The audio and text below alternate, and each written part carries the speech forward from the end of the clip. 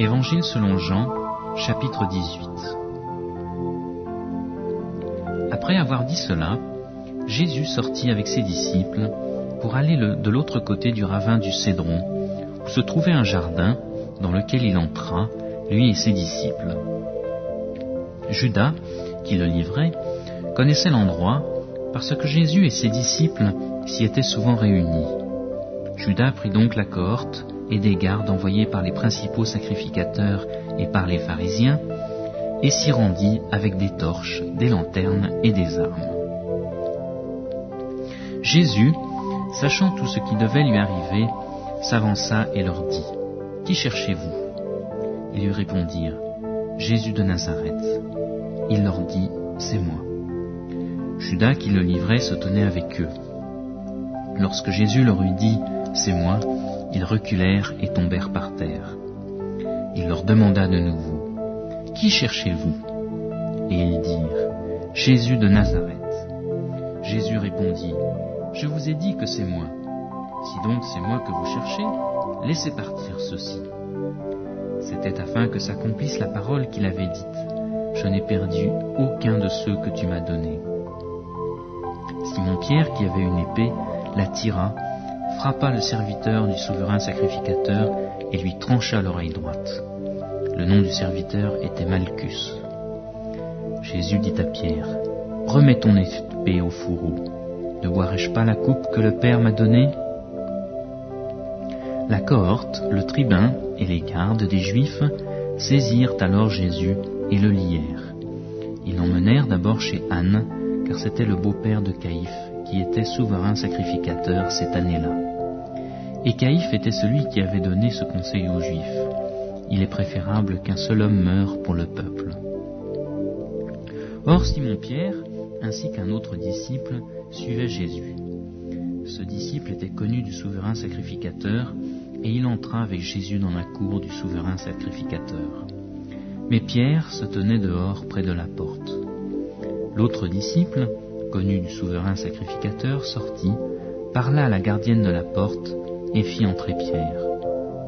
Alors la servante, gardienne de la porte, dit à Pierre : « Toi aussi, n'es-tu pas des disciples de cet homme » Il dit : « Je n'en suis pas. » Les serviteurs et les gardes se tenaient là, après avoir allumé un brasier, car il faisait froid et il se chauffait. Pierre aussi se tenait avec eux et se chauffait.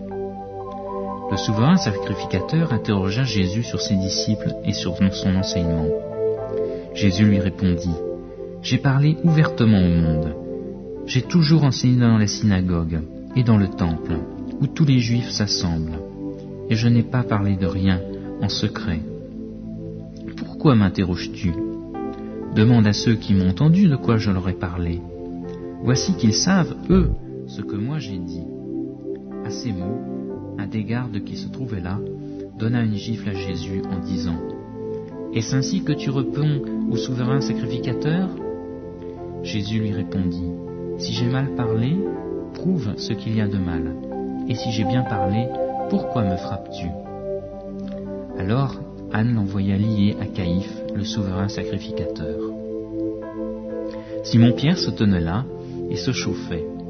On lui dit : « Toi aussi, n'es-tu pas de ses disciples » Il le nia et dit : « Je n'en suis pas. » Un des serviteurs du souverain sacrificateur, parent de celui à qui Pierre avait tranché l'oreille, dit : « Ne t'ai-je pas vu avec lui dans le jardin » Pierre le nia de nouveau, et aussitôt un coq chanta. De chez Caïphe, ils emmenèrent Jésus au prétoire. C'était le matin. Ils n'entrèrent pas eux-mêmes dans le prétoire, afin de ne pas se souiller et de pouvoir manger la Pâque. Pilate sortit donc pour aller vers eux et dit : « Quelle accusation portez-vous contre cet homme » Ils lui répondirent : « Si ce n'était pas un malfaiteur, nous ne te l'aurions pas livré. » Sur quoi Pilate leur dit : « Prenez-le vous-même et jugez-le selon votre loi. » Les Juifs lui dirent : « Il ne nous est pas permis de mettre quelqu'un à mort. » C'était afin que s'accomplisse la parole que Jésus avait dite, pour indiquer de quelle mort il devait mourir. Pilate rentra dans le prétoire, appela Jésus et lui dit : « es-tu le roi des Juifs » Jésus répondit, « Est-ce de toi-même que tu dis cela, ou d'autres te l'ont-ils dit de moi » Pilate répondit, « Moi, suis-je donc juif ? Ta nation et les principaux sacrificateurs t'ont livré à moi. Qu'as-tu fait » Jésus répondit, « Mon royaume n'est pas de ce monde.